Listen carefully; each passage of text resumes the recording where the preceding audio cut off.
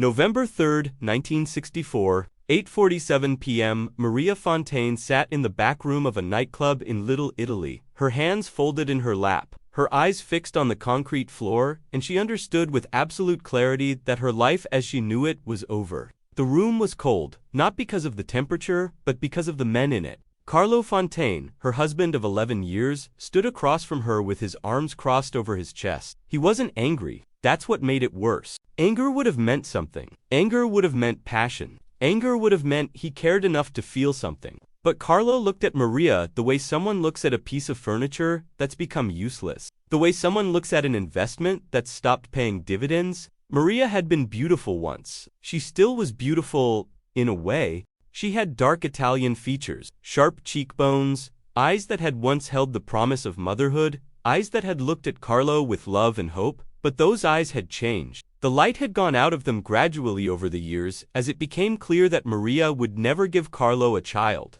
The doctors had been very clear about it. There was something wrong with her internally, something that prevented her from conceiving. The condition was irreversible. There would be no children. There would be no heirs to carry the Fontaine name. There would be no sons to follow Carlo into the family business. Carlo had been patient at first. He'd taken her to doctors. He'd paid for treatments that had no hope of working. He'd even, in his own way, shown her that he cared about her even without children. But as the years passed, as Maria passed the age when it became clear that she would never become pregnant, Carlo's patience had worn thin. The family was important. The continuation of the family was sacred. A man without heirs was a man without legacy, without purpose, without the kind of immortality that came from passing your name and your power to the next generation. And Carlo couldn't accept that. Carlo wouldn't accept that. So he'd started to think about what to do with a wife who was broken, who was defective, who was preventing him from moving forward with his life. The solution had presented itself about a month ago when one of Carlo's associates, a man named Vincent DeLuca, who worked as a broker of sorts for the families,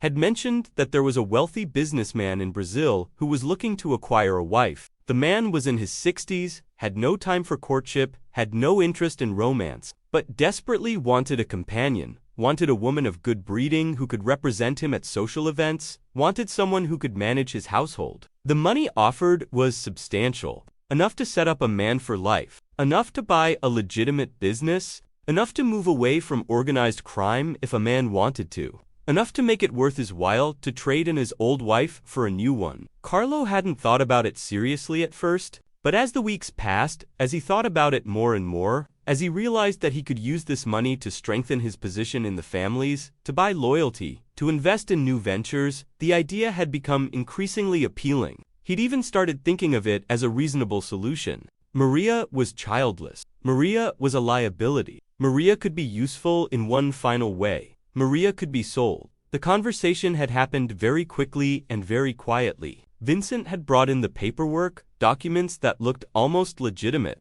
contracts that made Maria's transfer almost sound like a business transaction. Carlo had explained it to Maria in the cold way he explained most things, as though he was describing a transaction that had nothing to do with her life, that had nothing to do with the person she was. He was selling her to a Brazilian businessman. She would be on a plane in 2 days. She would begin a new life in São Paulo. She would no longer be his wife. She would no longer be part of the Fontaine family. She would cease to exist in New York, cease to be part of Carlo's world, cease to matter. The money was the only thing that mattered. The money was considerable. The money would help Carlo do what he needed to do to advance his position in the families. Maria had cried that first night. She'd begged Carlo to reconsider. She'd told him that she loved him, that she'd been a good wife, that she'd done everything he'd asked of her. She'd reminded him of all the years they'd spent together, all the good times, all the moments they'd shared. She'd asked him how he could abandon her, how he could treat her like she was nothing more than a piece of property to be bought and sold. Carlo had listened to her with the same detached expression he'd worn during the entire negotiation. He hadn't responded to her pleas. He hadn't tried to comfort her. He'd simply told her to pack her bags and to be ready to leave in 2 days. He'd walked out of their apartment and hadn't come back. Maria had spent those 2 days in a state of shock, unable to believe that this was really happening, unable to comprehend that her entire life was about to be destroyed because she couldn't give a man a child. On the second day, Vincent had come to collect her. He'd brought 2 men with him, Men who weren't violent, but who were clearly there to make sure she didn't run, didn't try to escape, didn't make a scene.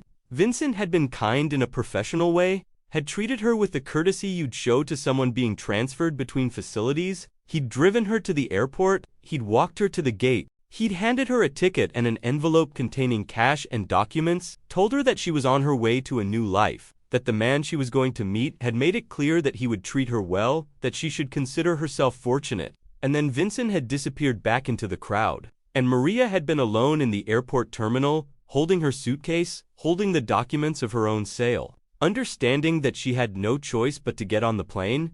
But Maria didn't get on the plane. At the last moment, as she stood in the boarding line, as she looked around at all the people moving toward their destinations, Maria made a decision that would change everything. She turned around. She walked away from the gate. She didn't run, because running would have drawn attention. But she walked with purpose, walked away from the plane, walked away from Brazil, walked away from the life that had been chosen for her by a man who'd decided she was worthless. She walked out of the terminal and into New York City with nothing but a suitcase and the clothes on her back and the devastating understanding that she was now not just a wife without a family, but a woman who'd defied the families, a woman who'd broken a contract, a woman who'd essentially made herself an enemy of organized crime. Maria spent 3 days living in her car, parked on different streets each night, moving around constantly so that no one could find her. She knew that Carlo would discover she hadn't gotten on the plane, that he would be angry, that he would send people to find her. The families didn't like being crossed. The families didn't tolerate disobedience. Maria had essentially robbed Carlo of the money he was supposed to receive, had made him look foolish in front of his associates, had violated a contract in a way that had serious consequences. She was a dead woman walking, or worse than dead. The families had ways of making people suffer that lasted far longer than death ever could. Maria tried to think of what to do, where to go, how to survive. She had a few $1,000s in cash that she'd hidden away over the years, money that Carlo didn't know about. She had no family to turn to. Her parents were dead. Her siblings had sided with Carlo when the marriage became difficult. All her friends were people she'd known through Carlo, people who would answer to him before they'd answer to her. She was completely alone in a city that suddenly felt hostile and dangerous. She was a woman without status, without protection, without identity. She was a ghost in her own city, someone who no longer existed in the world that mattered. She was a target. By the second night in her car, Maria was starting to understand that she couldn't survive this on her own. She needed to hide somewhere, needed to find a place where the families wouldn't look, needed to find someone who was powerful enough to protect her from the repercussions of what she'd done. She thought about going to the police, but that would only make things worse. The families had cops on their payroll. The police would either ignore her or turn her over to Carlo. She thought about leaving the city, but she had no money for that, no resources, no way to disappear permanently. She was trapped. She was caught between an impossible past and an uncertain future, with no clear path forward. It was on the third night, as she sat in her parked car on 125th Street in Harlem, watching the neighborhood come alive in the darkness, watching people move through the streets with purpose and confidence, watching a world that was completely different from the world she'd known, that Maria made another decision. She'd heard about Bumpy Johnson.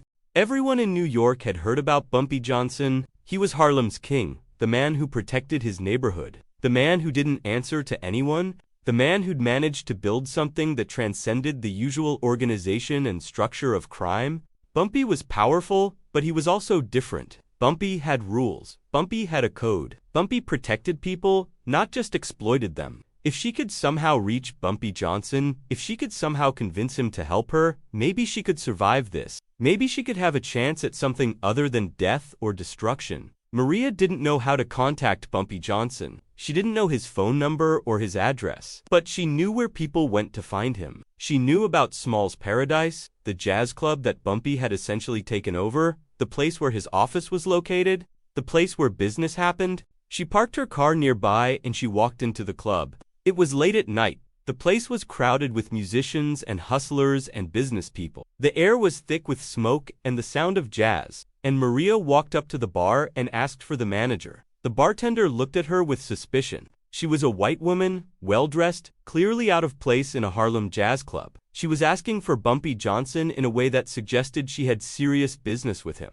The bartender said that Bumpy wasn't in right then, but that if she wanted to wait, he might show up later. Maria waited. She sat at a small table in the corner of the club, and she nursed a drink that she didn't really want, and she watched people come and go, and she prayed that Bumpy would arrive before the wrong people found her. Hours passed, the club was closing down, the night was turning into early morning, and Maria was starting to give up hope. She was about to leave when a small man in an expensive suit came through the back door. He had kind eyes that seemed to take in everything at once, and he moved through the club with an authority that made people get out of his way. Maria knew immediately that this was Bumpy Johnson. She didn't know how she knew, but she knew. She stood up and she walked toward him and she said his name. Bumpy Johnson stopped and he looked at her. And something about the way he was looking at her, something about the expression on his face, suggested that he could see inside her, could see her desperation, could see the story written all over her face. Maria told him everything. She told him about her marriage to Carlo Fontaine. She told him about the diagnosis of infertility. She told him about how Carlo had decided she was worthless because she couldn't give him children.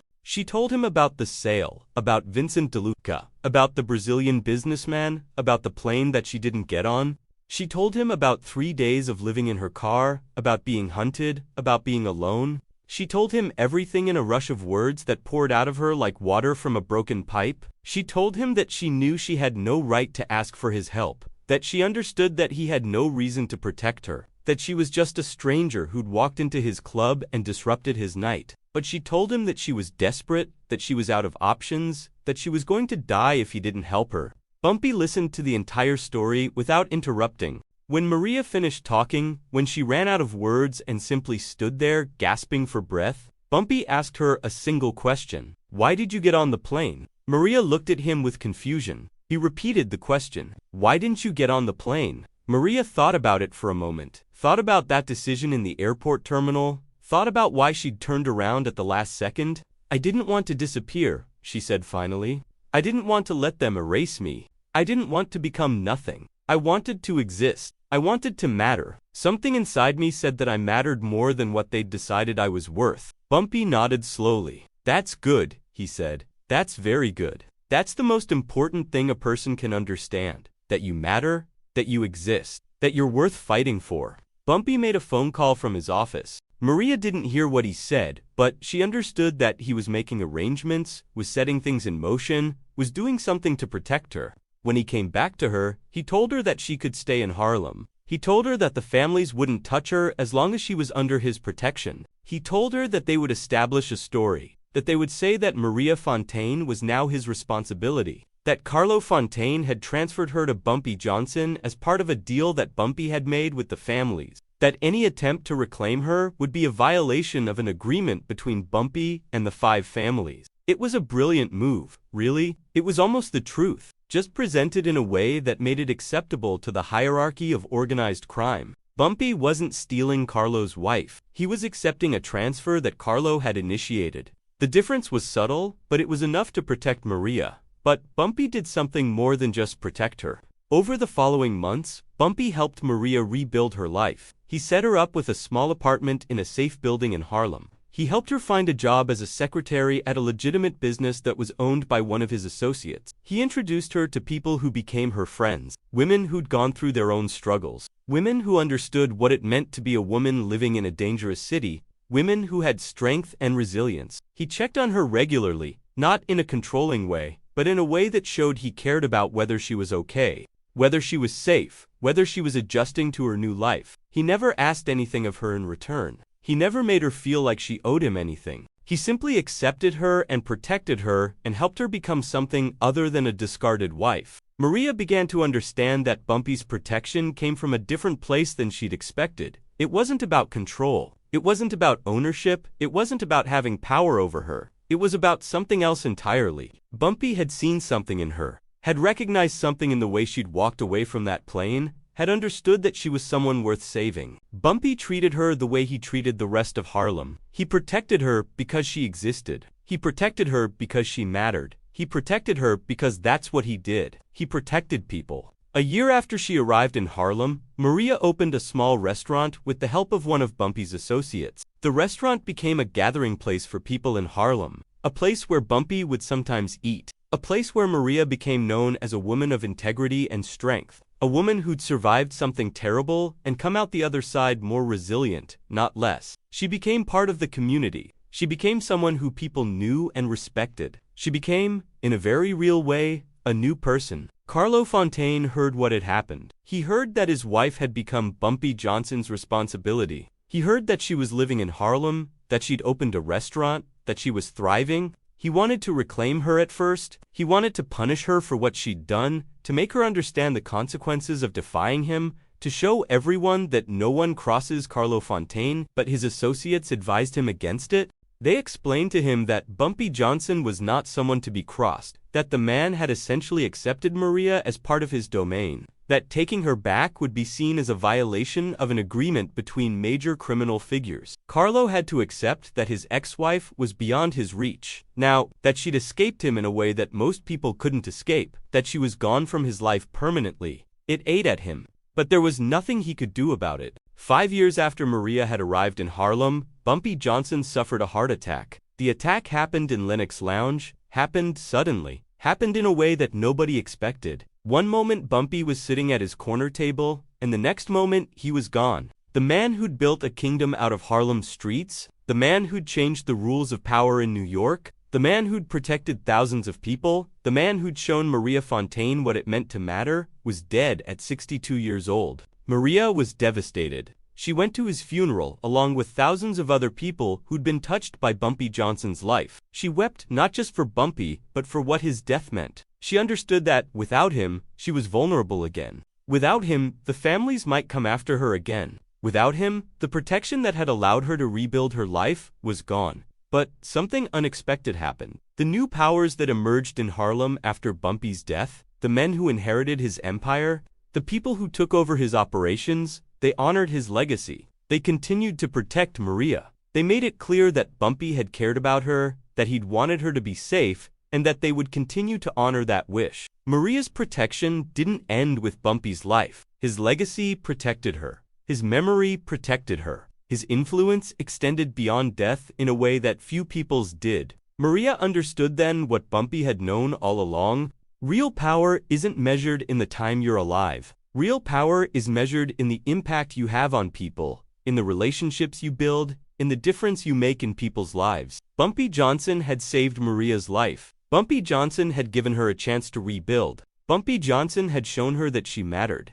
And that gift, that knowledge, that experience would sustain her for the rest of her life. Maria lived another 50 years after Bumpy's death. She ran her restaurant, expanded it into a larger establishment, became known as one of the most respected business owners in Harlem. She mentored young women who were in difficult situations, who were escaping abusive relationships, who were trying to rebuild their lives. She became a symbol of survival, a living testament to what it meant to refuse to disappear, to refuse to accept the value that others had assigned to you, to fight for your own existence even when the odds seemed impossible. She never remarried, she never had children, but she lived a full life, a meaningful life, a life that mattered. And she spent much of that life thinking about Bumpy Johnson, thinking about the night she walked into his club and asked for his help, thinking about how one man's decision to help a stranger had transformed her entire existence. The story of Maria Fontaine and Bumpy Johnson became part of Harlem's mythology. People told it because it was different from the usual gangster stories. It wasn't a story about violence or power plays or turf wars. It was a story about compassion.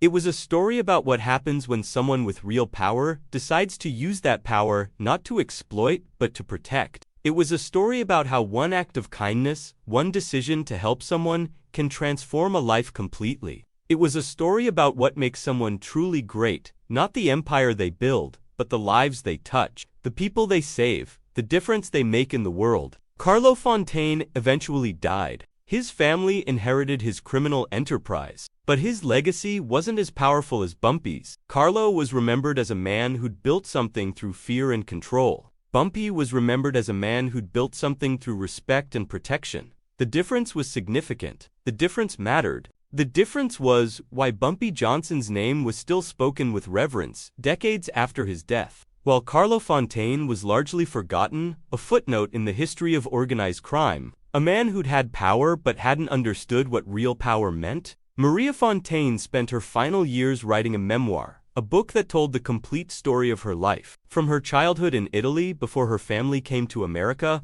through her early years in New York, through her marriage to Carlo Fontaine and the slow degradation of her that came with the revelation that she couldn't have children. She wrote about the hopelessness that had set in, about the way Carlo had looked at her with increasing contempt as the years passed, about the moment when she realized that in his eyes she had become defective, broken, worthless. She wrote about the shock of learning that she was going to be sold, about the unreality of it, about the way she'd tried to convince herself that it wasn't really happening, that Carlo wouldn't actually go through with it, that love or habit or something would prevent him from treating her like a piece of property to be disposed of. The book was published after her death, was read by thousands of people, became something of a classic memoir about survival and resilience, and the power of human kindness in the face of cruelty and abandonment. Universities began assigning it to their students. Women's studies programs made it required reading. Therapists recommended it to their clients. The book touched something in people, something raw and real and true,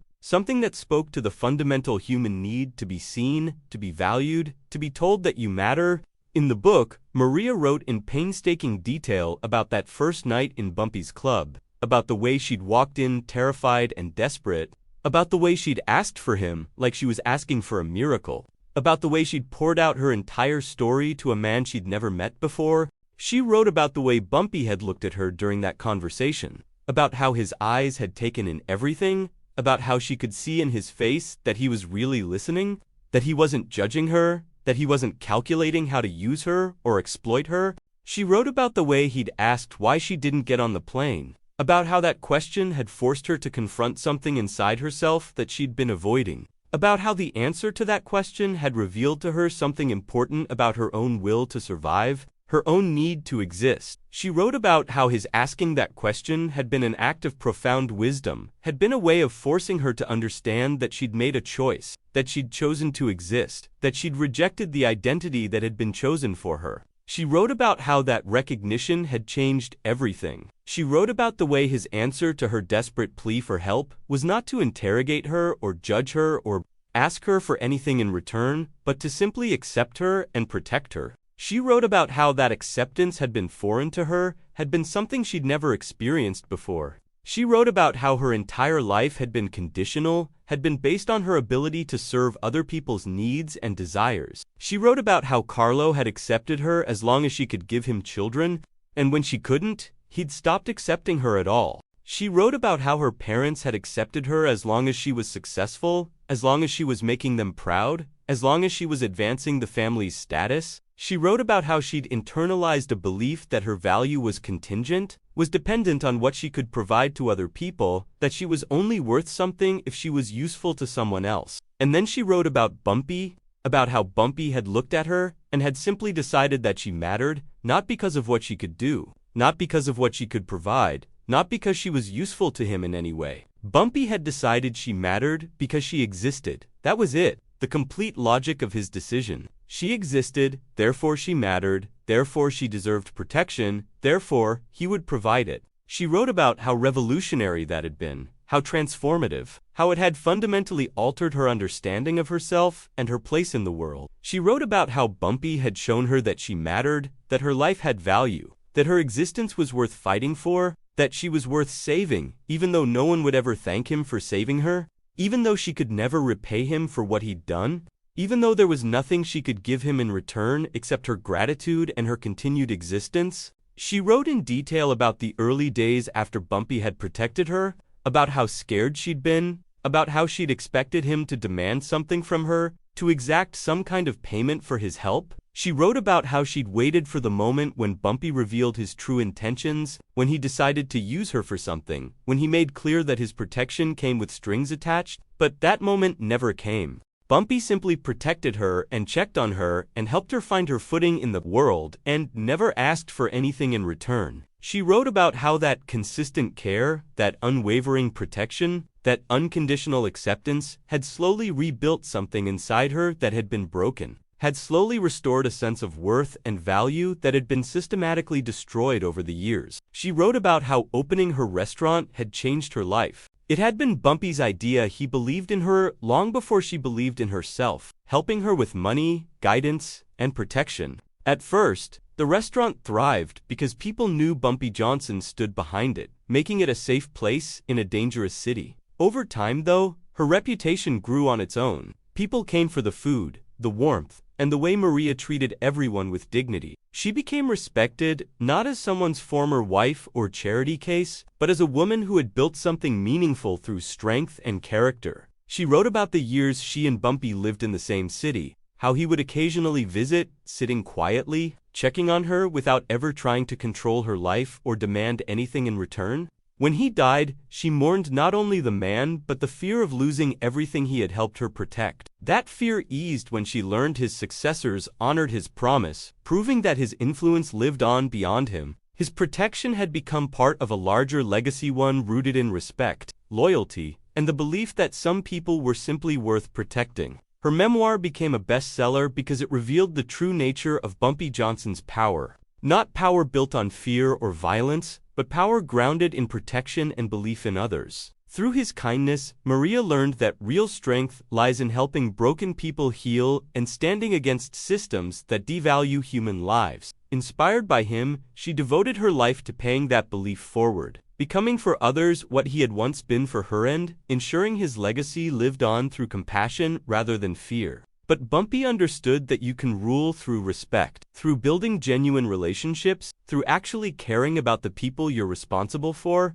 through making sure that your power is used to protect rather than to exploit. And that kind of rule is different. That kind of rule creates loyalty. That comes from genuine gratitude rather than fear. That kind of rule will echo through generations, will inspire people long after you're gone, will create a legacy that transcends death itself. People will tell stories about you, not because they're afraid of what you might do if they don't, but because your impact on their lives was so profound that they can't help but share it, can't help but pass it on, can't help but make sure that people understand what you meant to them. That's the fundamental difference between the kind of power Bumpy Johnson had and the kind of power that most men seek. Most men in his world, most men in organized crime, most men in positions of power, they're all trying to build empires that will last through fear and control. They want to be remembered as dangerous, as ruthless, as men who couldn't be crossed without paying the ultimate price. And those men are remembered for a while, remembered with fear and respect, but then they're forgotten.